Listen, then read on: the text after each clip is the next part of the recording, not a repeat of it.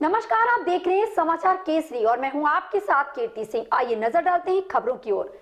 देश में तेजी से फैल रहे ओमिक्रॉन वेरिएंट के एक प्रसार को रोकने के लिए भारत सरकार ने प्रतिबंध और भी कड़े कर दिए हैं। अब विदेश से भारत आने वाले सभी यात्रियों को 1 सप्ताह के अनिवार्य क्वारंटीन से गुजरना होगा। स्वास्थ्य मंत्रालय ने इस संबंध में बयान जारी करते हुए बताया कि अंतर्राष्ट्रीय यात्रियों के लिए संशोधित दिशा निर्देश जारी किए गए, जिससे कोरोना के ओमिक्रॉन वेरिएंट के संक्रमण को रोका जा सके।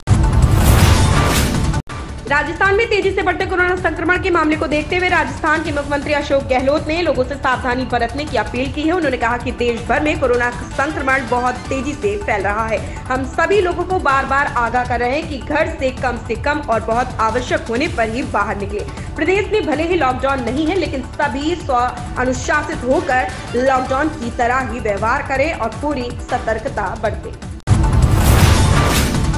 पश्चिमी यूपी में कोरोना की रफ्तार लगातार बढ़ती जा रही। सोमवार को 6 जिलों में कोरोना की करीब 1700 मरीज मिले हैं। मेरठ में 1030 और मुजफ्फरनगर में 290 लोग कोरोना संक्रमित मिले। वहीं सहारनपुर में शिक्षक और छात्रों सहित 133, शामली में 145, बिजनौर में 120 और बागपत में 15 लोगों की कोरोना रिपोर्ट पॉजिटिव आई है।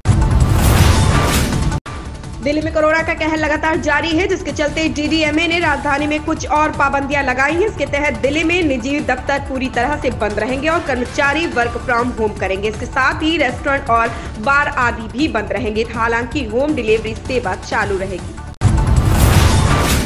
बीते दिनों राजधानी दिल्ली समेत उत्तर भारत के कई इलाकों में हुई बारिश के कारण ठिठुरन बढ़ गई है। इसके अलावा पहाड़ी इलाकों में लगातार हो रही भारी बर्फबारी ने भी पारा को न्यूनतम स्तर पर ला दिया है। दिल्ली में न्यूनतम तापमान 60 डिग्री दर्ज किया गया है। वहीं देश में सबसे कम तापमान लेह में दर्ज किया गया। यहाँ न्यूनतम तापमान 11 डिग्री दर्ज किया गया।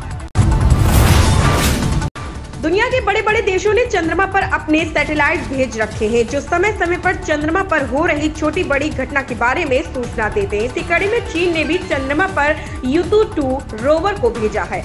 अब इस रोवर ने चंद्रमा पर एक रहस्यमयी झोपड़ी को खोज लिया है। जैसे ही वैज्ञानिकों को इस खोज के बारे में पता चला, उन्होंने इसके बारे में जानकारी जुटानी शुरू कर दी है। मिली जानकारी के अनुसार रोवर ने जो जानकारी भेजी थी, जब इसकी करीब से जांच की गई तो पता चला कि वास्तव में एक प्रकार की चट्टान है जो खरगोश के आकार की दिखाई देती है। युतु-2 की टीम ने इस चट्टान को जेड रैबिट नाम दिया है।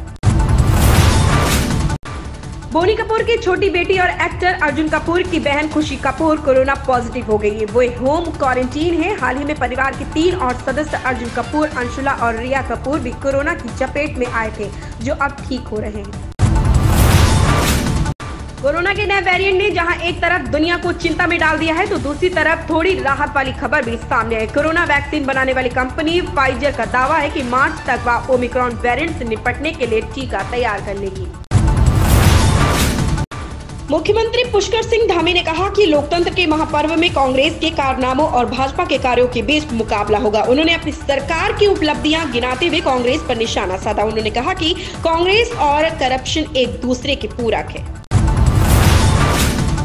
देश में एक बार फिर से कोरोना के केस बढ़ते जा रहे हैं। हाल ही में कई बॉलीवुड सेलेब्स भी इसकी चपेट में आ चुके हैं। इन सेलेब्स की लिस्ट में अब महान गायिका लता मंगेशकर भी शामिल हो गई है। मशहूर गायिका लता मंगेशकर को कोविड-19 पॉजिटिव पाए जाने के बाद आईसीयू में भर्ती कराया गया। उन्हें कोरोना के हल्के लक्षण हैं। ऐसी खबरों से जुड़े रहने के लिए आप देखते रहें समाचार केसरी।